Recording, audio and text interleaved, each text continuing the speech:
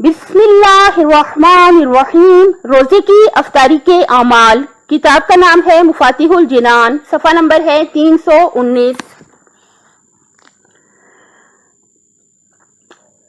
مستحب ہے کہ نماز مغرب کے بعد افطار کرے، مگر یہ کہ کمزوری اس پر غالب آ جائے یا بہت سے لوگ اس کے انتظار میں ہوں۔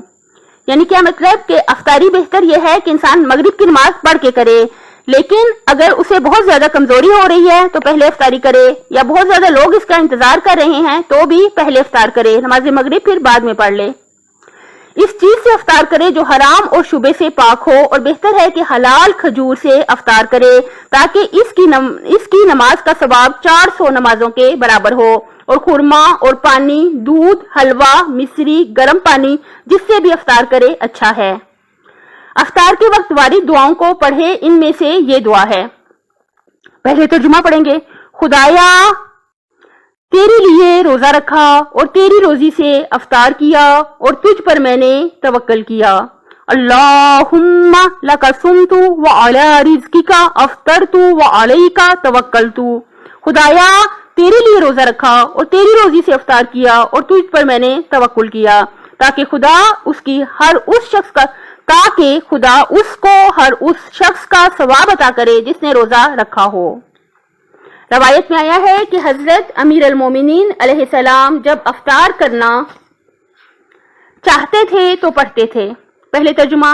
خدا کے نام سے خدایا تیرے لیے روزہ ہم نے رکھا اور تیرے رزق سے ہم نے افطار کیا، اس کو تو قبول کر لے، بے شک تو سننے والا اور علیم ہے۔ بسم اللہ اللہم لک صمنا وعلی رزقک افطرنا فتقبل منا انک انت السمیع العلیم۔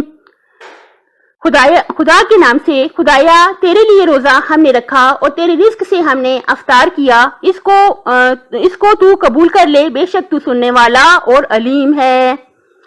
پہلے لقمے پر کہے بسم اللہ الرحمن الرحیم یا واسع المغفرت اغفر لی، بخشنے والے خدا کے نام سے اے وسیع بخشنے والے مجھ کو بخش دے، تاکہ خدا اس کو بخش دے۔ اور حدیث میں ہے کہ ماہ رمضان میں آخری وقت میں ہر روز خدا 10 لاکھ اشخاص کو جہنم کی آگ سے آزاد کرتا ہے، لہذا خدا سے سوال کرو کہ تم کو بھی انہی میں سے قرار دے۔ یعنی افطاری کے وقت ہم سوال کریں اللہ پاک جن لوگوں کو آپ نے جہنم کی آگ سے آزاد کیا ہے ہمیں بھی ان میں شامل کر لے۔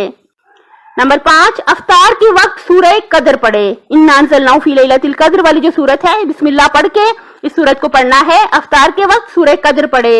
افطار کے وقت صدقہ دے اور روزے داروں کو افطار کرائے، چاہے چند دانے خرمے سے، خرما یعنی کھجور سے ہو، یا پانی پلانے سے۔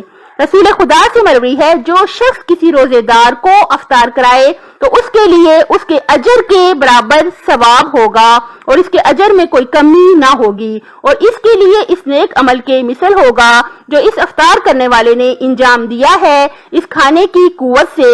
اور آیت اللہ علامہ ہلی نے رسالہ سعدیہ میں امام جعفر صادق علیہ السلام سے نقل کیا ہے، انہوں نے فرمایا جو مومن ماہ رمضان میں ایک لقمہ کسی مومن کو کھلائے تو خداوند عالم اس کو اس شخص کا اجر عطا کرتا ہے جس نے 30 مومن کو آزاد کیا ہو، اور اس کے لیے خدا کے نزدیک مقبول دعا ہوگی۔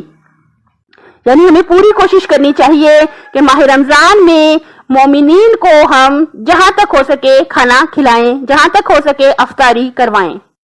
اپنی صحت، آخرت اور خالق کی مخلوق کا خیال رکھیے گا۔ اپنے ماں باپ کے سلسلے میں، گھر والوں، ہمسایوں، تمام مخلوق کے سلسلے میں اللہ تعالیٰ سے ڈرتے رہیے گا۔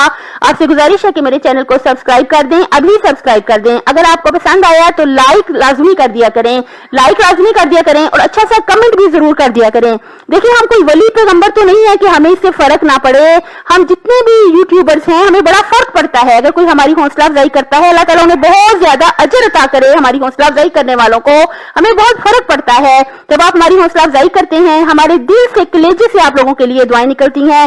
اللہ تعالیٰ ہمارے تمام سننے والے جو محترم سننے والے ہیں میرے، اللہ تعالیٰ ان کی تمام مرادیں پوری فرمائے، ان کی دنیا آخرت بخیر کرے۔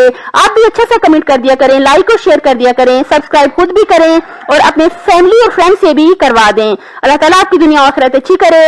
اللہ حافظ۔